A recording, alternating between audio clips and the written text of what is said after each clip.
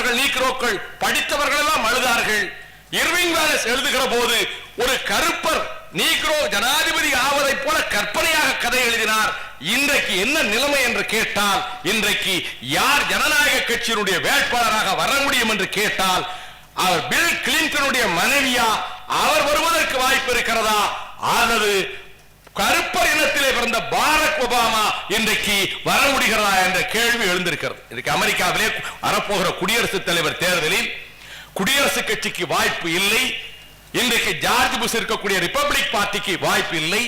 இம்முறை ஜனநாயக கட்சிக்கு வாய்ப்பு இருக்கிறது என்று சொன்னால் யார் வேட்பாளராக முடியும் என்று கேட்டால், இன்றைக்கு இதுவரை இருக்கக்கூடிய தகவலின்படி நிதி திரட்டியதிலே கூட அதிக நிதி திரட்டப்பட்டிருக்கிறது.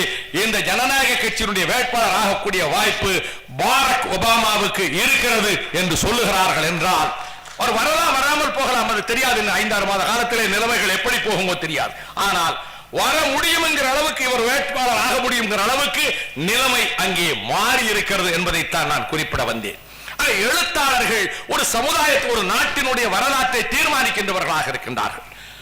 ஆகவேதான் இந்த எழுத்து என்பதும் இலக்கியம் என்பதும் அது குறிப்பாக சமுதாயத்தை நல்ல பாதையிலே செலுத்துவதற்கு பயன்படுகிற காரணத்தால் இந்த இலக்கியங்கள் நமக்கு துணை செய்யும்.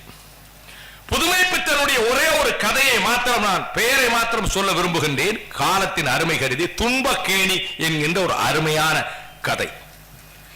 அது இந்த நாட்டிலே இருந்து இலங்கை தீவுக்கு சென்று ஏற்பட்ட சமுதாய கொடுமைகளினாலே விரட்டப்பட்ட ஒரு ஏழை குடும்பம், கணவனும் மனைவியும் இலங்கைக்கு சென்று தேயிலை தோட்டத்திலே வாழ நேர்ந்து, அது காரணமாக அவர்களுக்கு ஏற்படுகிற துன்ப துயரத்தினாலே ரத்த கண்ணீரை வடிக்க செய்யக்கூடிய ஒரு கொடுமையான வாழ்க்கை. இதை எப்பொழுது எழுதினார்? 2 நாட்களுக்கு முன்னாலே எழுதினார். இன்றைக்கும் அதைவிட கொடுமையான துயரங்கள் தான் தொடர்ந்து கொண்டிருக்கிறது என்று பார்க்கிற பொழுது, எழுத்தாளர்கள் சமுதாயத்திலே உண்மையை, மனச்சாட்சியை எடுத்து வைக்கின்றவர்களாக இருக்கின்றார்கள். எனவே இலக்கியம் போற்றப்பட வேண்டும். உலகிலேயே இருக்கக்கூடிய இலக்கியங்கள் அனைத்திலும் தலை சிறந்த இலக்கியங்கள் தமிழர்களின் இலக்கியங்கள். அந்த இலக்கியங்கள் போற்றப்பட வேண்டும். இலக்கியங்கள் போற்றி வந்த பண்பாடு காப்பாற்றப்பட வேண்டும். அந்த வகையில் தமிழ் இலக்கியத்தை பயிலுவதற்கும் தமிழ் இலக்கியத்தை போற்றுவதற்கும் எல்லோரும் முன்வர வேண்டும் என்பதற்காகத்தான் இப்படிப்பட்ட ஒரு நிகழ்ச்சி இங்கே ஏற்பாடு செய்யப்பட்டது. எனவே ஆங்காங்கு புல் மேய்வதை போல நான் படித்தவற்றில் என் மனதை கவர்ந்த சில பகுதிகளை பேசி வருகிறேனே தவிர நான் ஆழ்ந்த பெரிய புலமை மிக்கவன் அல்ல. இலக்கியத்தின்பால் காதல் கொண்டிருக்கிறேன். தமிழ் மீது கொண்டிருக்கக்கூடிய பற்றின் காரணமாக அந்த வகையில் ஆற்றிய சில உரைகளை தொகுத்து நூலாக ராஜராஜன் பதிப்பகத்தார் தந்திருக்கிறார்கள்.